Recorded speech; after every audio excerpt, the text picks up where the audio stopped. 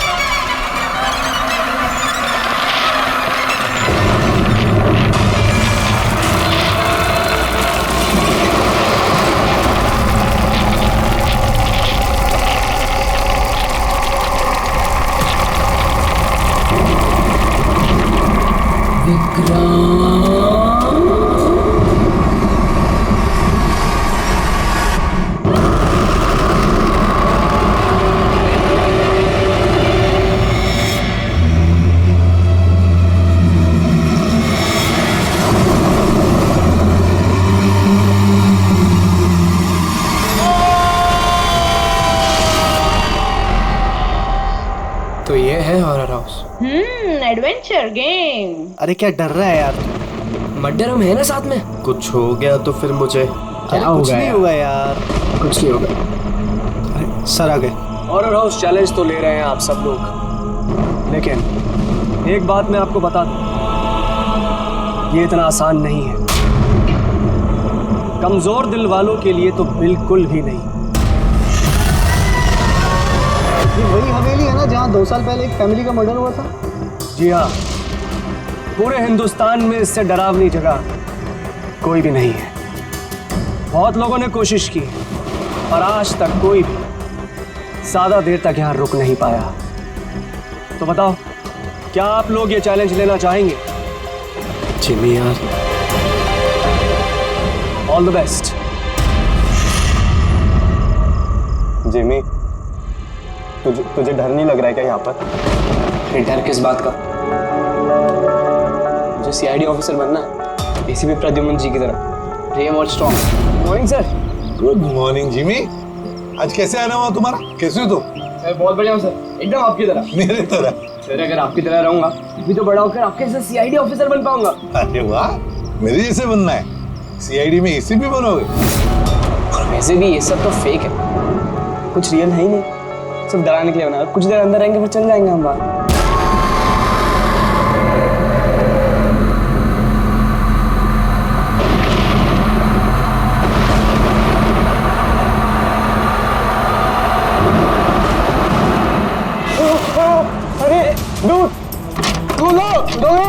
रोहित खोलना। जिमी। ठीक है जिमी। तो अब यहाँ से हम लोगों को अलग अलग जाना है। Jimmy. See you later Sushant. अरे Jimmy please open the door. शायद कुछ नहीं होगा। रोहित ना यार। Guys please come back guys.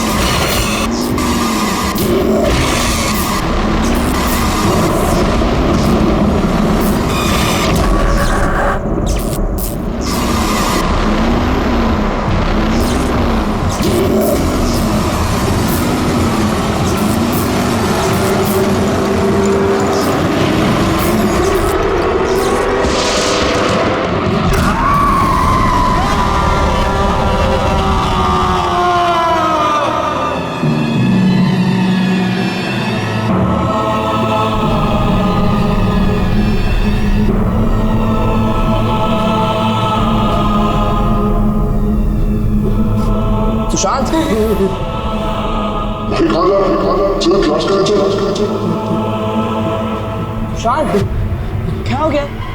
कल रात को तेरी मॉम का भी कॉल आया था। मुझे 2 दिन से बहुत अजीब न्यूज़ मिल रहा है, बात नहीं कर रहा, कुछ नहीं कर रहा। कुछ तो बोल। तू चल क्लास के लिए चल। कुछ तो प्रॉब्लम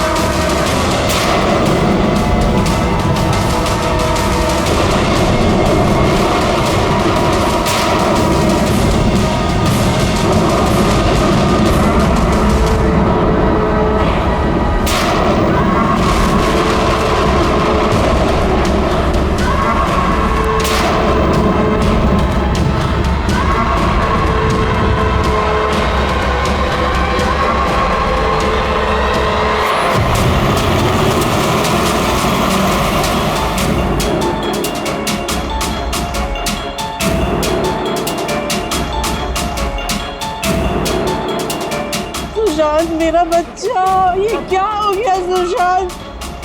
छोड़ो मुझे प्लीज, छोड़ो सुशांत, ये तुम्हें क्या हो गया सुशांत?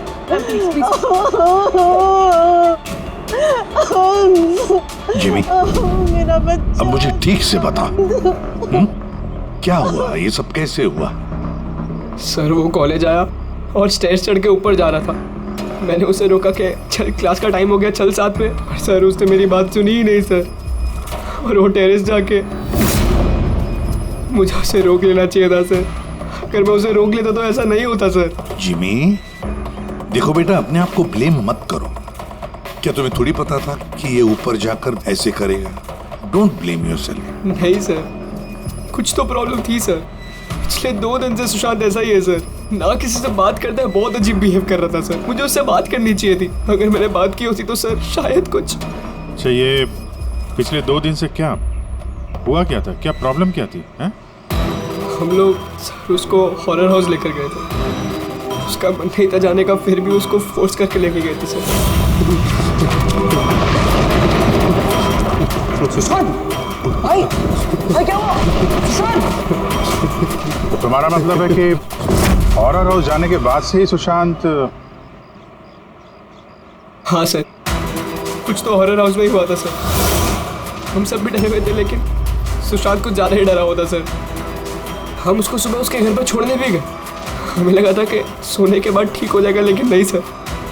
परसों रात को ही उसके साथ कुछ हो चुका था सर। भाई मेरी बात सुन, तू सो जा, वो सिर्फ एक गेम था। हमने वहाँ जो कुछ भी देखा वो उसमें से कुछ भी रियल नहीं था, सब फेक था। मेरी बात मान। नहीं जिमी भाई, मेरी बातों का यकीन कर, कुछ भी फेक नहीं था, सब असली था भाई। वहाँ पे कुछ तो था भाई।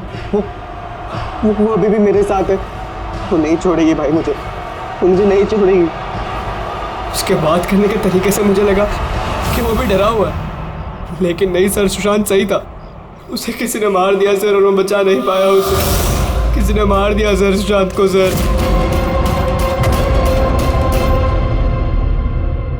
ये देखो बॉस, ये सीटी स्कैन किसका? ये एक 80 साल के बूढ़े के ब्रेन का सीटी स्कैन है। इस आदमी को एक बहुत ही भयानक ब्रेन की बीमारी हुई। जरा देखो गौर से, इसके ब्रेन सेल्स कैसे सिकुड़ गए हैं। और सर इस सीटी स्कैन में ब्रेन सेल्स और भी ज्यादा डैमेज्ड है। ये स्कैन किसका?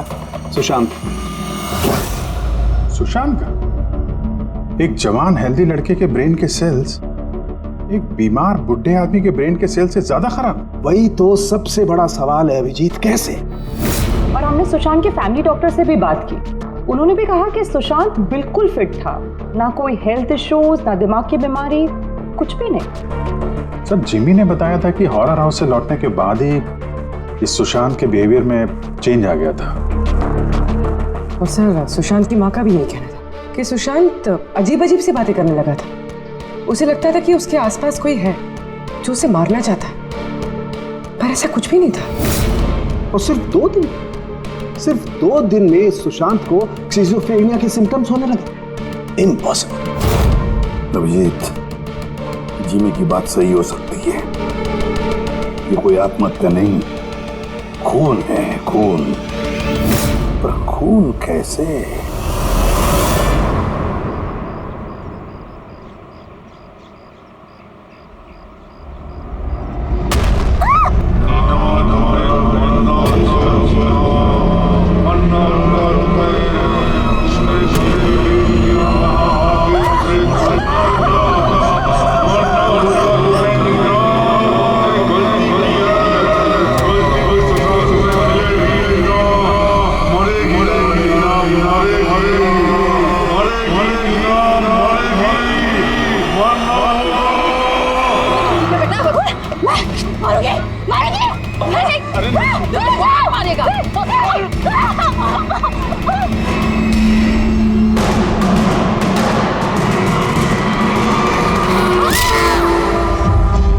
लड़की बहुत डरी हुई सी थी।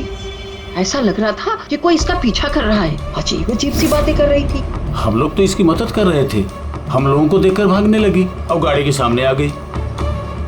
तुम लोग नीना के फ्रेंड्स हो ना, तो तुमने कभी इसे अजीब सा बिहेव करते हुए देखा है?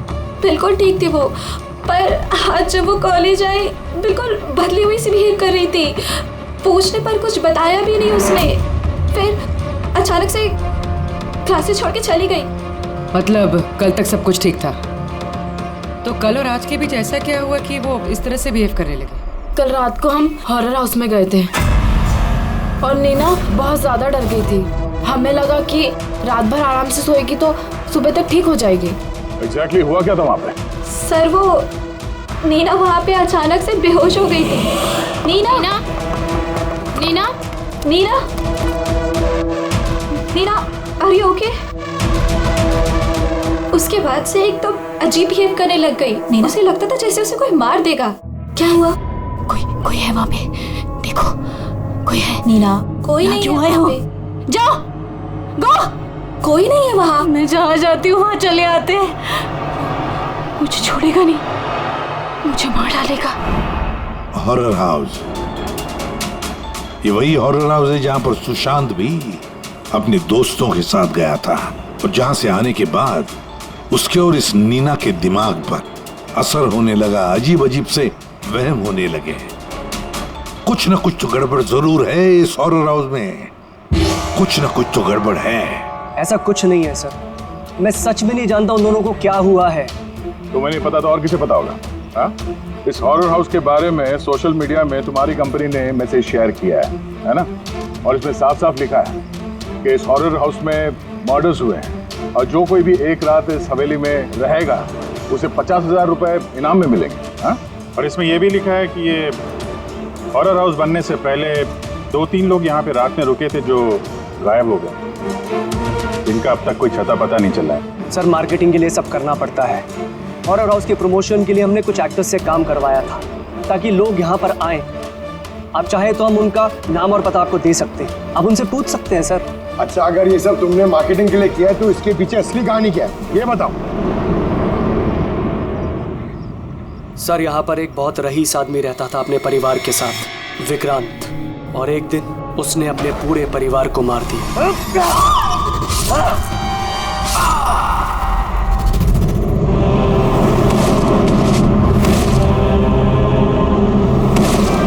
मुझे मार दिया, सबको मार दिया मैंने, सबको मार दिया मैंने।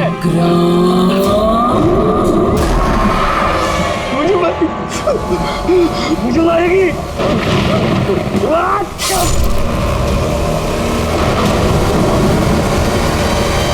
हाँ सर, विक्रांत के बारे में मैंने न्यूज में देखा था।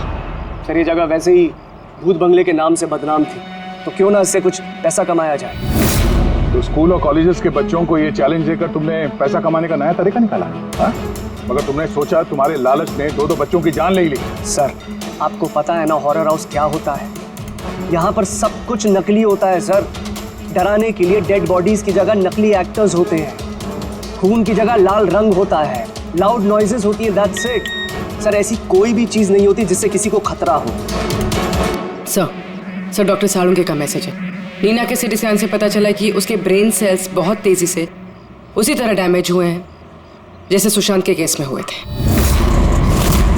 अब बोलो, अगर ये सब नकली है, नाटक है, तो किसी के दिमाग पे इतना बुरा असर कैसे पड़ सकता है? हा? सर, मुझे इसके बारे में कुछ नहीं पता, मैं सच कह रहा हूँ।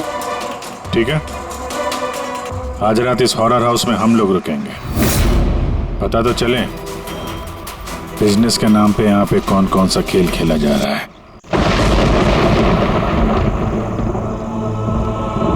अभिजीत, इस हवेली का मालिक महेश और उसका स्टाफ कुछ गड़बड़ लग रहा है।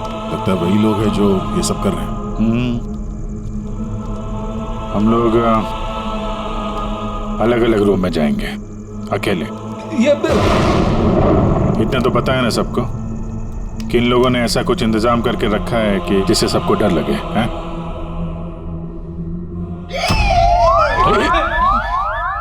पंकज, बी वेरी केयरफुल, है ना? इस हवेली में 2 लोगों की मौत हो चुकी है, कुछ भी हो सकता है कभी भी, इसलिए चौकन्ने रहना, ठीक है? हाँ सर। हर चीज को ध्यान से देखना है, ठीक है? Be alert.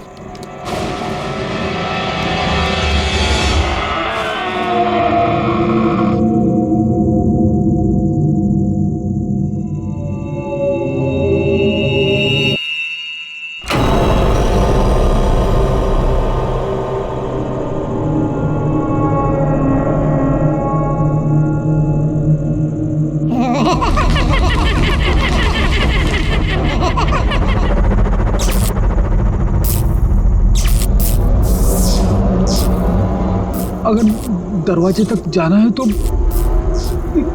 सबको पार करके जाना होगा।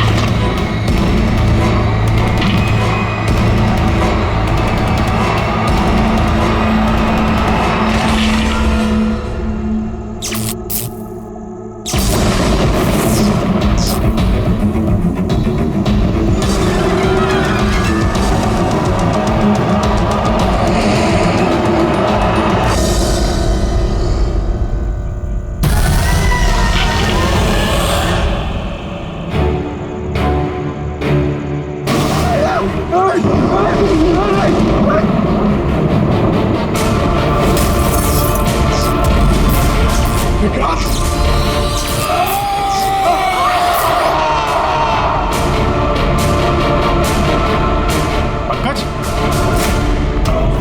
पंकज, पंकज, क्या हुआ है?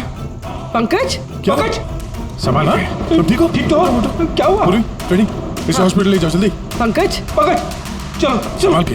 पंकज, क्या हुआ? क्या हो रहा है ये सब है? इसकी हालत देखी आपने? कौन सा खतरनाक खेल खेल रहे हैं आप लोग यहाँ पे? सर मैंने आपको बताया ना, यहाँ पे सब कुछ नकली है। जिन्हें आपने देखा होगा वो सब जूनियर एक्टर्स हैं, हाथ में चाकू लिए हुए। और सर वो विक्रांत की होलोग्राम इमेज है। सर यहाँ पर ऐसा कुछ नहीं है जिससे किसी को खतरा हो। तुम एक ही बात को 1000 बार कह लो, मगर एक बात साफ है, यहाँ कुछ तो है जो ठीक नहीं है। बॉस, पंकज की हालत अब पहले से बेहतर है। उसका सीटी स्कैन किया गया है और स्कैन में ऐसी कोई बात नहीं आई है जिससे कोई चिंता हो। ये बहुत अच्छी बात हुई कि आप लोगों ने बिल्कुल सही वक्त पर पंकज को हॉरर हाउस से बाहर निकाल दिया। समझ में नहीं आ रहा है, हम सब लोग थे वहाँ हॉरर हाउस में और कुछ कमरे ऐसे थे जहाँ पे थोड़ा डर लगे, घबराहट जैसी हो तो हम तुरंत दूसरे कमरे में चले जाते थे। पंकज ने भी यही किया होगा। सिर्फ उसी के साथ ऐसा क्या हुआ कि उसके दिमाग में इतना गहरा असर हो गया? सर ये सुशांत और नीना अपने अपने दोस्तों के साथ वहाँ हॉरर हाउस में गए थे, लेकिन असर सिर्फ इन दोनों पे ही हुआ। इनके दोस्तों पे कोई असर नहीं हुआ था, सब नॉर्मल थे। सर हो सकता है उस हॉरर हाउस के किसी खास कमरे में वो चीज़ हो जिससे इंसान के दिमाग पे बहुत बुरा असर करता है। ये पंकज, सुशांत, नीना उस कमरे में गए तो उनके दिमाग पे असर हुआ। बाकी के लोग उस कमरे में गए नहीं तो असर हुआ नहीं होगा। हो सकता है गया, हो सकता है, पर कौन से कमरे में, ये कमरा कौन सा है ये तो पता लगना चाहिए। सर मुझे वहाँ पे विक्रांत की डायरी मिली। जिस दिन उसने अपनी फैमिली का खून करके आत्महत्या की, उसके कुछ दिन पहले इसने लिखा है, या मैंने फिर से उन्हें देखा, उनकी आवाजें सुनाई देती हैं। वो लोग हर जगह पे मेरा पीछा करते हैं, मैं रात को सो नहीं पाता, किसी पे भरोसा नहीं है मुझे। उस शैतान ने सबको अपनी तरफ कर लिया है। और हैरानी की बात यह है कि इसके पहले जो कुछ लिखा है वो बिल्कुल नॉर्मल है, उसमें कोई खतरे और डर की बात नहीं है। जो कुछ भी हुआ है अचानक हुआ ऐसा, सुशांत और नीना की तरह।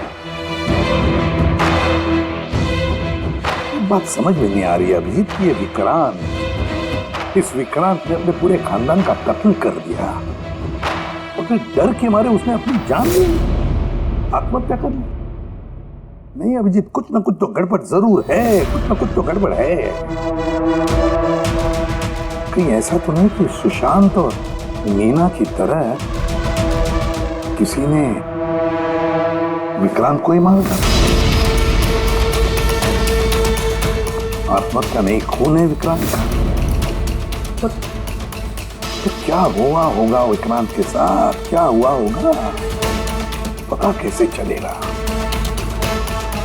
सर विक्रांत की फैमिली में सिर्फ एक लड़की जिंदा है, उसकी बड़ी बेटी राधिका। राधिका? सर अगर मैं आज जिंदा हूं तो सिर्फ इसीलिए क्योंकि उस दिन मैं शहर से बाहर थी, एक ट्रिप पर गई थी और जब वापस आई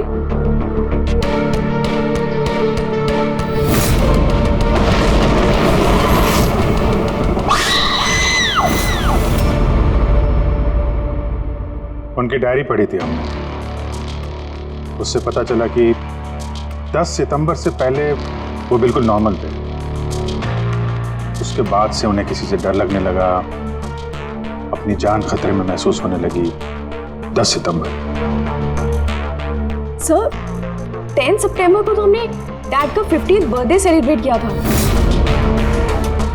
सब लोग आए थे, फैमिली, फ्रेंड्स, और सर डैड तो बहुत ज्यादा खुश थे।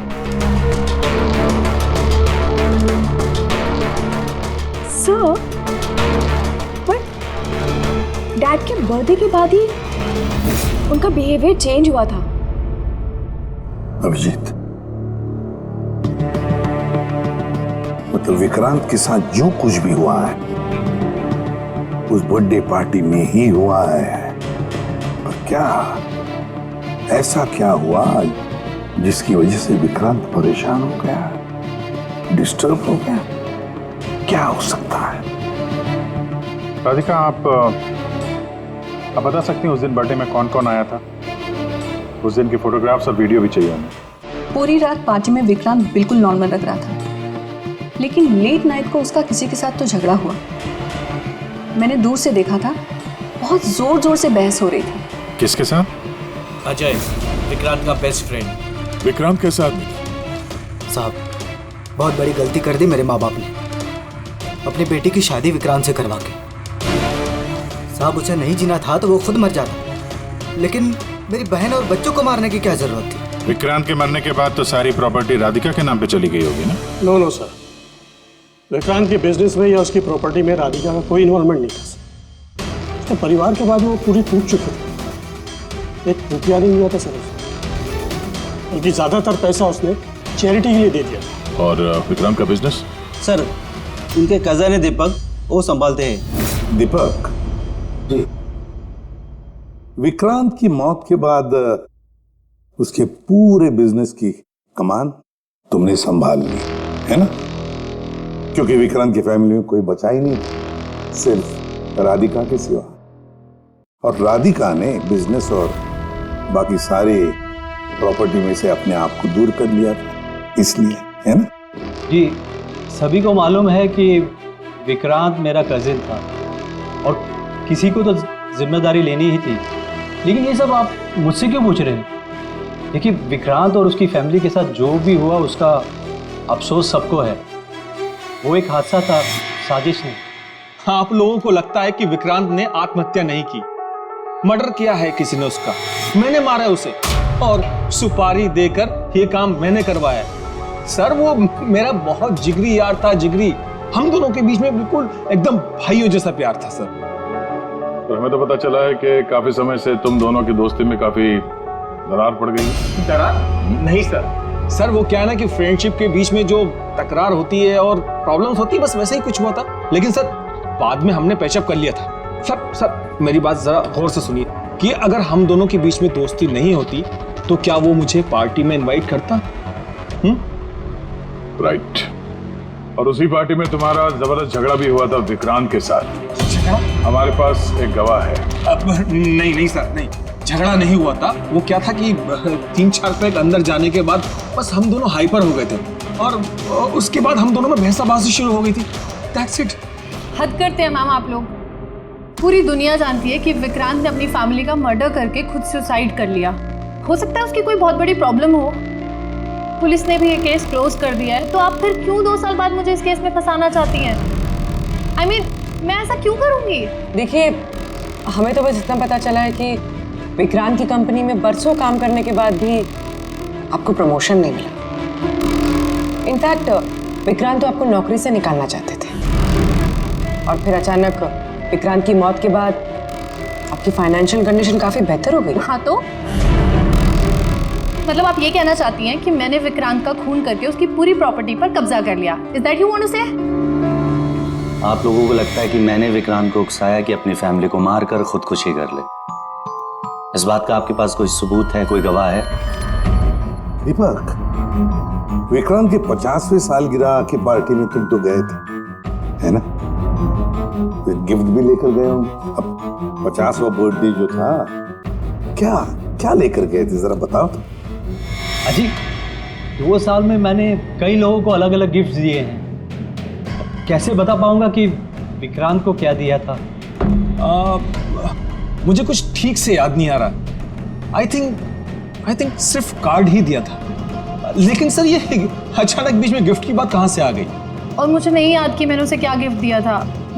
ये 2 साल पहले की बात है मैम। और फिर किसी को कोई गिफ्ट देना कोई गुनाह थोड़ी है। जी, मैंने विक्रांत को उसके फेवरेट ऑथर की नई बुक गिफ्ट करी थी, लेकिन उसको किसने क्या गिफ्ट किया ये बता पाना मुश्किल है। आप जानना क्यों चाहते हैं?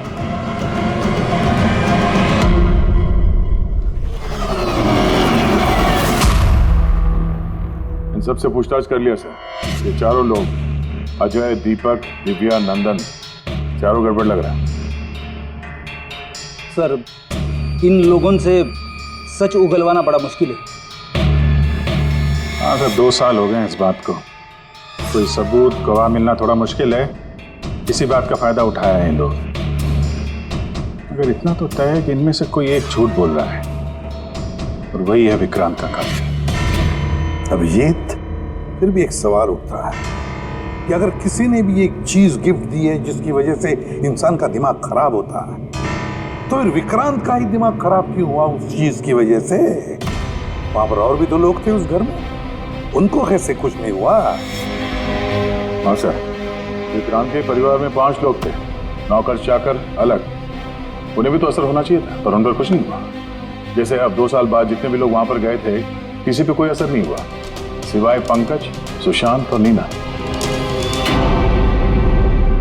पंकज, बताओ कौन से कमरे में गए थे और कैसे कैसे गए?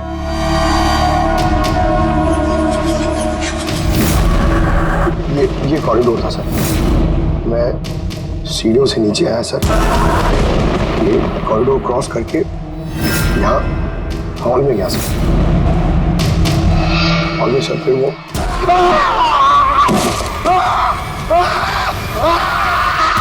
मेरा पैर पकड़ा सर, मैं घबरा गया सर।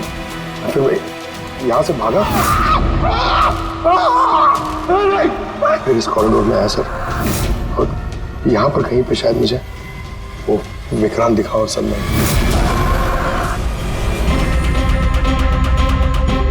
हाँ सर, पंकज हमें यहाँ इस कॉरिडोर में मिला था यहाँ पर, और नीना को उसके दोस्तों ने भी इसी जगह पे देखा था, और सुशांत भी यहाँ इसी जगह पे मिला। तो सर, वो जो कुछ भी है जिसकी तलाश है हमें, शायद यहाँ आसपास कहीं होना चाहिए।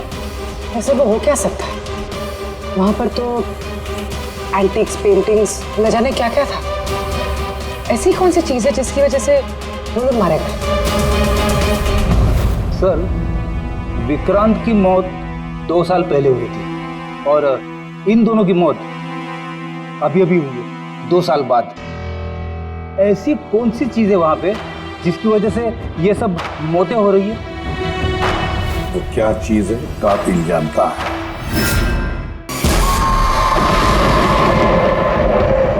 सीआईडी की टीम ने ये कहा है कि उस रात पार्टी में जो कुछ हुआ वो हमसे एक बार फिर जानना चाहती थी।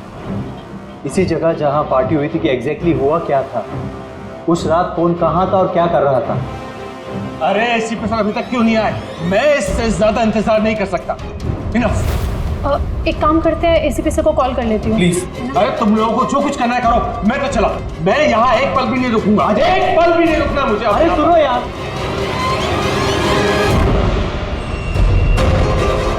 हेलो सर, मैं दिव्या। आपने हम सबको हॉरर हाउस में बुलाया था ना, हम लोग आ गए हैं। हाँ जी, मैं, नंदन, अजय और दीपक। क्या आपने बुलाया ही नहीं? ऐसी कोई बात ही नहीं हुई? Okay sir. क्या हुआ? एसीपी का कहना है कि उन्होंने हमें बुलाया ही नहीं। अरे ये हो क्या रहा है? पता नहीं, शायद किसी ने हमारे साथ मजाक किया है। चलो चलते हैं यहाँ से। चलो जल्दी चलो। कहाँ चलते हैं? ऊपर से बाहर जाने का कोई रास्ता नहीं है। अब क्या करेंगे हम? कैसे निकलेंगे यहाँ से बाहर हम? कोई दूसरा रास्ता तो होगा। हाँ ढूंढो, दूसरा रास्ता ढूंढो निकलने का बाहर। चलो चलो जल्दी होना चाहिए कोई रास्ता। एक काम करो, तुम वहां देखो, मैं वहां दिखता हूँ। अरे कोई है? प्लीज दरवाजा खोलो।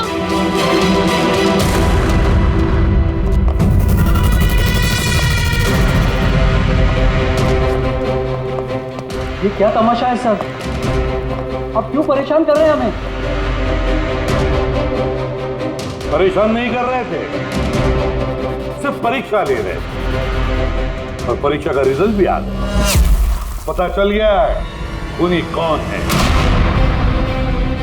आप सबको इस हॉरर हाउस के उस हिस्से में बंद किया गया था जहां वैसी कोई चीज है जिसकी वजह से दिमाग पे बहुत बुरा असर पड़ता है और इंसान को अजीब अजीब से वहम होने लगता है, और उस चीज के बारे में कातिल को पता है, और उसी चीज की वजह से कातिल पहचाना भी गया।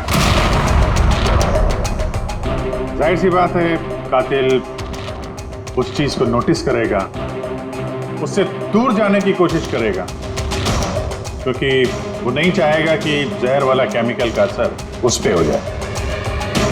चारों तरफ दरवाजे बंद थे, वो भी यही फंसा था, इसलिए उसने उस चीज को छूने की गलती की। और इस कमरे में क्या क्या हुआ सब कुछ सीसीटीवी कैमरा में कैद हुआ है।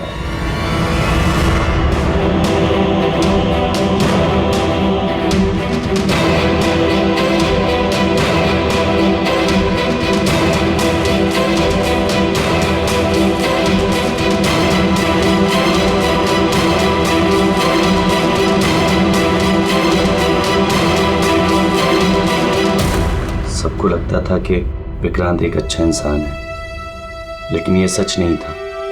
वो बड़ा ही घटिया इंसान था। उसका अफेयर मेरी पत्नी से हो गया था। मेरी पत्नी को इस गलती का एहसास था। उसने विक्रांत से दूर जाने की बात कही तो विक्रांत उसे धमकाने लगा, कहने लगा तुम्हारे पति को बता दूंगा, उसको नौकरी से निकाल दूंगा। शर्मिंदगी में मेरी पत्नी ने खुदकुशी कर ली। और इसलिए तुम विक्रांत से बदला लेना चाहते थे? मेरा एक दोस्त केमिस्ट में था। मुझे उससे उस टॉक्सिन जहर के बारे में मालूमात पड़ी। मुझे पता लगा ये एक ऐसा केमिकल है जिससे इंसान दिमागी तौर पर बीमार हो जाता है। मैंने विक्रांत को गिफ्ट देने के लिए एक एंटीक लालटेन खरीदी और उसकी बत्ती को उस केमिकल में डिप करके उसे गिफ्ट दे दिया। जब विक्रांत उस लालटेन को जलाता तो उस बत्ती से उठने वाला धुआं कमरे में फैल जाता।